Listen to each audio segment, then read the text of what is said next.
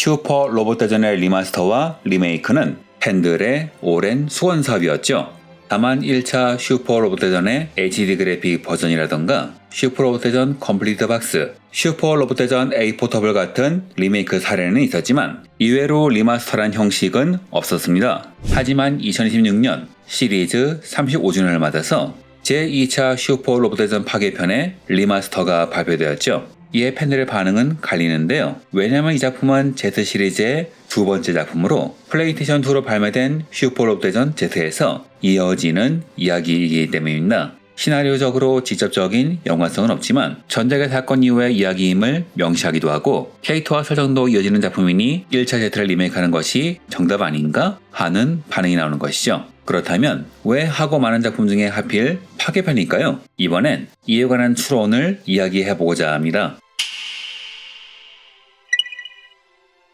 제작진은 슈퍼 로봇 대전 Y를 발표하면서 하이엔드급 신작의 개발 주기가 길어지면서 1년 1작 체제가 사실상 불가능하다고 밝혔습니다. 그렇다면 이런 리마스터는 그런 공백을 메우기 위한 좋은 전략이 될 수 있죠. 신작과 신작 사이의 리마스터를 한두 작품 끼워넣으면 신작의 품질을 끌어올릴 시간도 확보하면서 지속적인 매출을 내는 것이 가능하니까요. 시나리오는 대략 이렇습니다. Y가 2025년에 발매되었으니 2026년엔 추가 DLC인 애니버서리 팩을 내고 2027년엔 파괴편, 2028년에 제대편 리마스터를 낸 후 2029년 정도에 신작을 내면 슈로데에서 팀과 Y 사이의 공백이었던 4년 정도의 시간이 확보되죠. 그렇다면 앞으로 신작 발매 후 DLC 업데이트 그리고 리마스터 한두 작품을 거쳐 다시 신작이 나오는 패턴을 유지한다고 볼 수 있을 겁니다. 사실 유저 입장에서도 1년에 한 번씩 완성도 낮은 게임을 하느니 조금 오래 걸리더라도 제대로 된 게임을 하는 것이 더 낫기도 하고요. 그런데 여기서 질문, 왜 하필 파괴편일까요? 저는 다음과 같이 추측하고 있습니다. 첫째, 플랫폼 문제. 프로듀서는 기존 문제로 더 이상 즐길 방법이 없기 때문이라고 말하는데 기존 문제로 즐길 수 없는 게임이 파괴편만은 아니지만 파괴편을 기존 문제로 즐길 수 없다는 것은 사실입니다.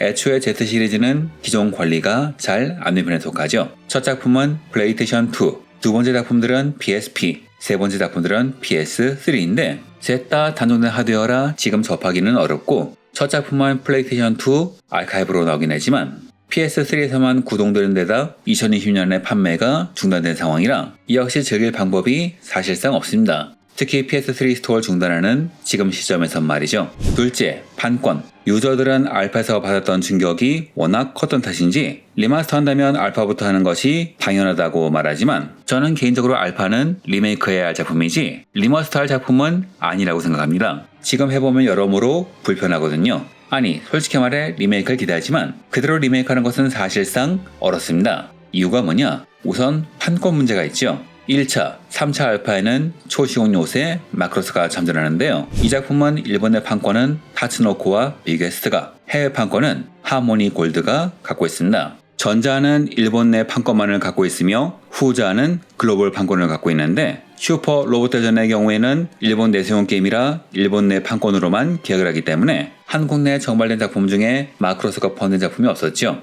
2021년 양사의 합의로 인해서 마크로스 판권 문제가 해결되긴 했지만 하모니 골드는 초대 마크로스의 해외 배포권만은 끝내 양보하지 않았습니다. 하모니 골드는 미국 등 해외에서 방영된 초대 마크로스를 다른 애니메이션과 짜이기해서 만든 로보텍이라는 작품의 독점 권리를 갖고 있는데요. 이 상황에서 원전인 초대 마크로스가 해외 OTT에 불린다면 당연히 로보텍 쪽 수요는 줄어들겠죠. 이런 상황이니 만약 초대 마크로스가 들어간 게임을 해외에도 팔려면 비게스트와 하모니 골드 모두에게서 판권을 사야 합니다. 하지만 슈퍼 로봇 대전은 예전에야 일본 내수만으로도 수익이 났지만 지금은 글로벌 판매량 총합이 전성기 일본 내 판매량에도 못 미치는 상황이죠. 그래서 비용은 줄이고 반드시 글로벌에 팔아야 하는데 이런 상황이면 마크로스 같이 판권 복잡한 작품은 피하고 싶을 겁니다. 또한 마크로스는 돈이 있다면 계약은 가능하지만 자이언트 러브 지구 최후의 나라의 경우에는 유족 측이 콜라보레이션한 작품 전부와 개별 판권 계약을 하라고 요구하는 바람에 3차 알파에서는 아예 구조조정 당하기도 했죠.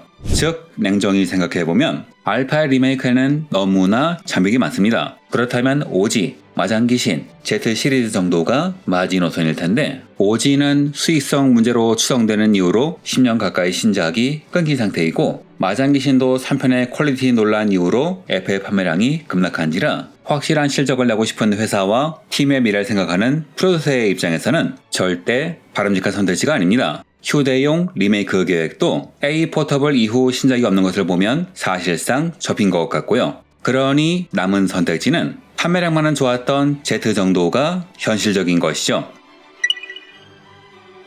이런 관점에서 보면 파괴편은 여전히 매력적입니다. 현재 팬들의 성향을 가만히 보면 BX처럼 고전 작품이 많이 들어간 게임은 판매량이 안 좋다고 하죠. 아마 내가 모르는 작품이니 정이 안 가는 것일 텐데요. 반면 파괴편은 상대적으로 최신작이 많아서 접근성이 좋습니다. 또한 판권 관리라는 현실도 있죠. 2008년부터 2010년 반다이 남코는 리먼 브로더스 사태로 인해서 기록적인 적자를 봤습니다. 왜 하필 리먼 브로더스인지는 다른 채널에서 다룰 테니 그쪽을 참고해 주시고요. 여하튼 반다이는 살아남기 위해서 경영 재생 계획을 발표하고 이후 구조조정과 조직 통폐합에 나서지요.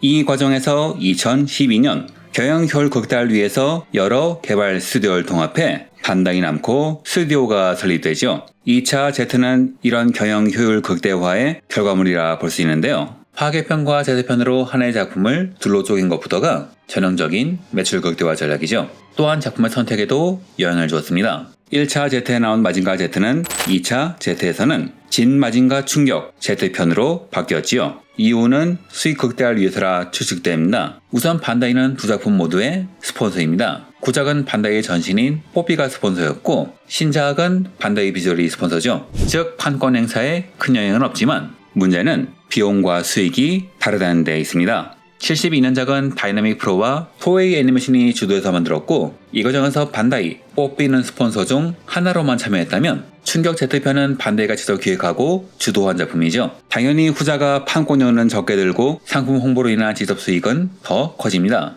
그래서 1차 Z에 나온 구스파 마징가는 수익성을 이유로 교체당한 것이라고 저는 보고 있어요. 마찬가지로 게타 로보도 2차 Z에서는 지구 최후의 날로 바뀌는 식으로 전반적으로 반다이 비저리 판권을 가진 작품으로 교체되었습니다. 다이가드, 그랜라간, 코드 기아스 등의 신규 작품들도 마찬가지로 반다이 비주얼이 투자한 작품이고요. 보톰즈의 경우에는 원래는 타카라가 스폰서였지만 반다이가 썰라이즈를 인수하면서 이후 신작이 반다이 비주얼에 의해서 만들어진 사례죠. 정리하자면 토에이 등과 별도로 계약해야 하는 번거로운 1차 Z보다는 자사가 투자했거나 판권을 소유한 작품들이 더 많은 2차 Z가 비즈니스적으로는 더 나은 선택인 겁니다. 또한 성우 문제도 있지요. 고전 작품들은 성우를 개별 섭외하다 보니 여러 소속사나 프리랜서와 따로 계약하거나 혹은 그 프리랜서가 차린 회사와 다시 계약해야 하는 등 행정적 번거로움이 상당한데 최신 작품들은 기획할 때부터 판매에 도움이 되는 스타 성우를 정한 뒤 조역들을 같은 소속사에서 캐스팅해서 전체 캐스팅 비용을 낮추는 방식을 쓰는지라 고전 작품들에 비해서 성우 비용이 낮은 편이라고 합니다. 또한 1차 Z 리마스터는 다른 폭탄도 안고 있어요. 알파 회전의 시나리오를 재해석한 Z는 한국에서는 명작으로 기억되지만 정작 일본 내에서는 스토리의 자극적인 묘사와 특정 캐릭터의 대우 문제로 일본 내선 상당한 논란이 된 작품이죠. 한 예로 신 아스카를 아군의 주역으로 만들면서 원작의 최종 승리자였던 키라 야마토와 라크스 클라인 진영을 Z에선 지나치게 위선적이고 독선적인 집단으로 묘사했는데 이 때문에 화제적이었던 시대 두 팬덤이 서로 충돌하는 단초가 되기도 했으며 당시 일본에서는 제타 건담 극장판이 개봉되며 정신이 붕괴되었던 카미우가 구원받는 결말이 그려졌는데 우선 게임판 Z도 이를 반영하긴 합니다. 다만 그 과정에서 오리지널 캐릭터 아사킴 두인이 카미우의 트라우마를 악의적으로 건드리며 상황을 극한까지 밀어붙이는 오리지널 이벤트가 있어서 판권 캐릭터의 핵심 서사에 오리지널이 지나치게 깊이 관여한다는 판권작 팬들이 불쾌감을 느낄 요소도 있었죠. 보통 슈퍼로봇 되는 팬들은 오리지널 캐릭터가 판권작의 전개에 큰 영향을 끼치는 것을 별로 좋아하지 않습니다. 알파가 비판을 받은 이유도 오리지널 캐릭터인 SRS팀이 원작의 모든 사건을 해결해버리는 오리지널에 힘이 쏠린 전개 때문이었으니까요. 여하튼 이런 면에서 논란이 있었기 때문에 아마 프로듀서는 이걸 그대로 부활시키는 것은 위험하다고 판단했을 겁니다. 적어도 시나리오 정도는 가필요할 텐데 그렇다면 이것은 더 이상 리마스터가 아니겠죠. 또한 기술적인 문제도 있습니다. 플레이스테이션 2 기반 자산들은 이모션 엔진과 그래픽, 신세사이저 외에도 I/O 처리를 위해서 플레이스테이션 원용 칩을 보조 프로세서로 활용하는 상당히 독특한 구조를 가집니다. 당시에는 낮은 하드웨어 스펙을 극복하기 위해서 이런 하드웨어 구조를 활용한 변칙적 프로그래밍으로 만들어진 게임이 유독 많았는데요. 현대 프로그래머블 쉐이더 기반 GPU 환경에서 이 이종 프로세서 간의 유기적 동작을 완벽히 재현하는 것은 생각외로 쉬운 일이 아니죠. Z는 이 구조를 극한으로 활용한 탓에 전투 중 목소리가 늦게 출력되는 등 온갖 버그가 발생했는데 이걸 리마스터라면 단순 리소스 교체를 넘어서 프로그램 자체를 갈아엎어야 하니 부담이 클 수밖에 없습니다. 실제로 PS2 아카이브로 나온 1차 Z는 버그가 수정된 베스트판이 아니라 수정되기 전 버전이었죠. 아마 PS3로 에뮬레이션하는 과정에서 문제가 생겼을 것이라 추측됩니다. 또한 이건 1차 Z인지는 확실하지 않지만 몇몇 작품의 소스 코드가 유실되었다는 소문이 있습니다. 그렇다면 이런 작품들도 새로 만들어야겠죠. 정리해보죠. 파괴편이 첫 리마스터 대상이 된 이유는 현대 팬들이 잘 아는 작품이 세련된 연출로 움직이니 신규 유저를 끌어들이기가 좋고 판권 관리가 쉽고 홍보 수익도 높으니 투자 대비 수익률 면에서 훨씬 유리하기 때문입니다. 또한 앞서 말했듯 이 작품은 기종이 변칙적인데 이번 리마스터는 하드웨어 장벽 때문에 이탈했던 잠재 고객층을 다시 락인시키는 효과도 있는 셈이죠. 또한 저는 슈로델 리마스터의 진짜 장벽은 기술보다 행정적 부채에 있다고 생각합니다. 작품당 20개에서 30개에 달하는 IP 홀더와의 개별 협상, 그리고 여러 성우들과의 협상에 막대한 비용이 들어가죠. 이를 잘 보여주는 것이 테라다 프로듀서가 언급한 쇼와 작품 전용 슈퍼 로봇 대전이란 구상인데요. 만약 이런 작품을 실제로 만들면 지금의 개발비 구조상 제품 가격이 5만원은 넘어야 겨우 수익을 낼 수 있다는 가설을 말했죠. 즉 마니악한 작품인데 마니악하게 만들 수는 없는 상황. 앞으로의 슈퍼 로봇 대전 신작이 대중성을 지켜야 하는 이유이기도 합니다.